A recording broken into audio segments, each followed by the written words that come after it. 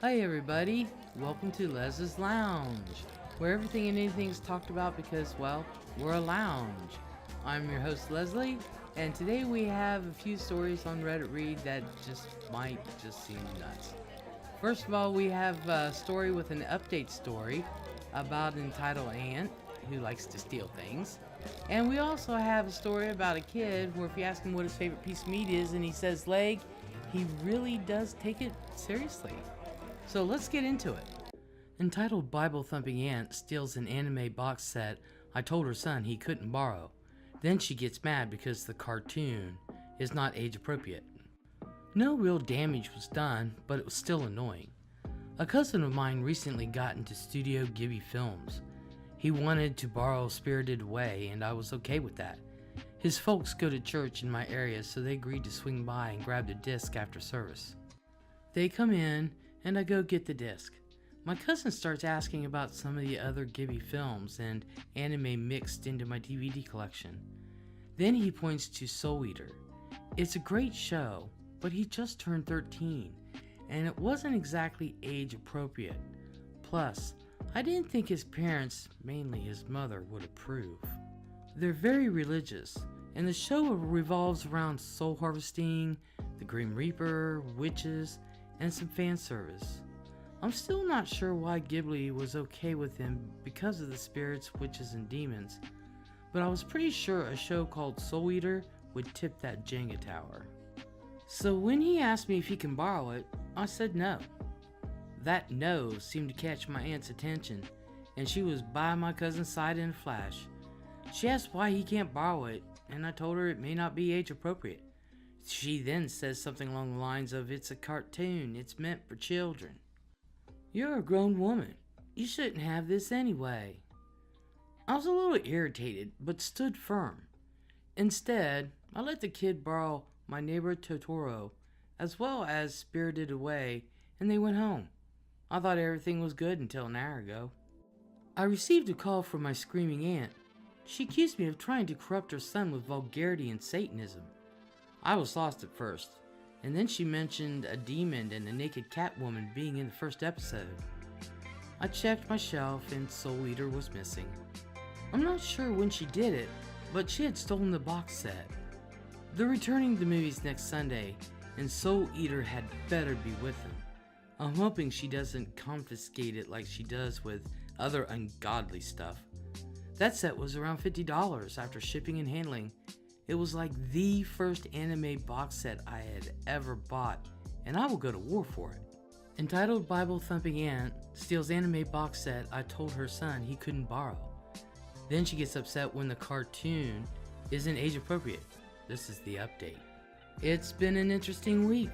My aunt stole my Soul Eater box set after I told her son he couldn't borrow it. She then called me a few hours later claiming that I was trying to corrupt her baby boy. From what my uncle told me, she had intended on returning it with the other DVDs my cousin, her son, had borrowed. But after watching the first episode of Soul Eater, she planned on throwing it out. Thankfully, this is where my uncle stepped in. For years, the man has been rescuing wicked items from his wife and returning them to his nieces and nephews. Earlier tonight, he stopped by and returned my pilfered box set along with the other DVDs. He apologized for my aunt and promised it wouldn't happen again. Even so, I still don't want her in my apartment. I told him that I didn't feel comfortable lending them movies. But I also told him about Crunchyroll accounts, and he said that he'd tell my cousin. So now the kid can enjoy anime, and his mother won't step foot into my apartment. EK lands me in the hospital. EM blames me.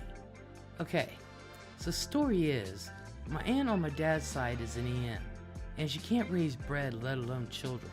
Her eldest would go around biting people as a kid.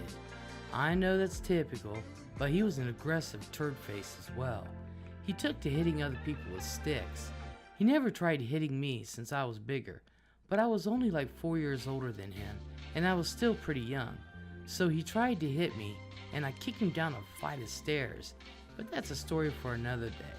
The story is about his little brother. The day started with me going to help my uncle fix his roof, and he asked me to bring up an empty bucket so he can put all the broken tiles in it. As I'm climbing up the ladder, I get a sharp pain in my leg. I looked down to see my 7-year-old cousin biting into the back of my leg. Since he's not a toddler like a normal biter would be, his jaw had a lot more strength. I could feel his teeth slice into my skin. The interaction went like this.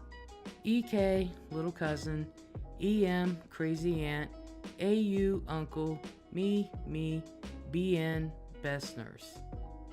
Me, looks down, sees cousin. The freak are you doing? EK bites harder and starts trying to tear off what he had bitten into.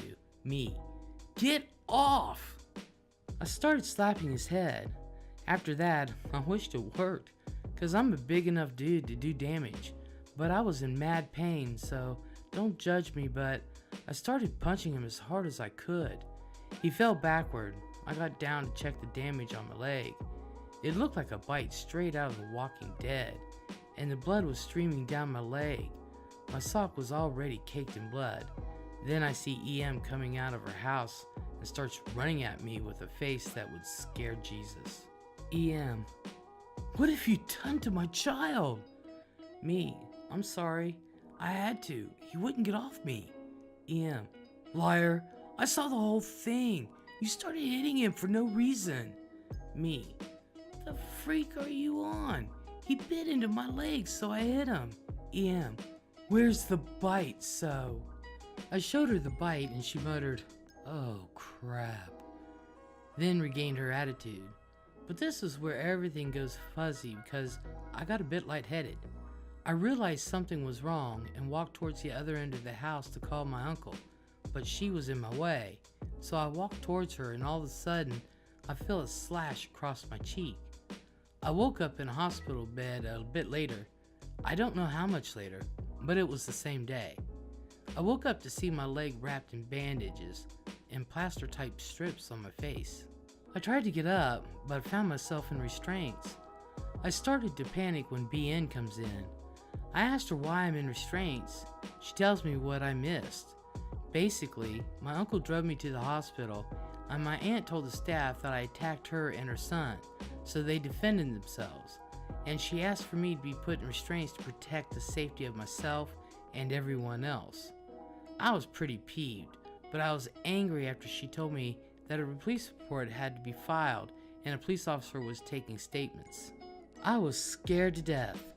She told me not to panic and that if she's lying, the truth will eventually come out, and that it did. The neighbor came in an hour later and claimed he saw the whole thing and had evidence what happened. That EM hit me across the face, not a slap, a punch. And the worst thing was, she had a ring on, and that's what cut into my face. My uncle came and brought me to the hospital with my aunt and cousin in tow. The policeman was very interested in seeing the video recording that the neighbor's security cameras picked up. Long story short, she was arrested. I got a warning because I hit the child. I have a scar from the punch, and they gave me the option to press charges. I opted not to at the time, family and all that, but get this. After the video was shown, she tried to tell the officer it was my fault because my leg looked so attractive to her kid, which when I heard nearly made me throw up. Well, I hope you liked what you heard, and thank you all for listening. And if you did like it, please like, subscribe, and comment. We'll talk later.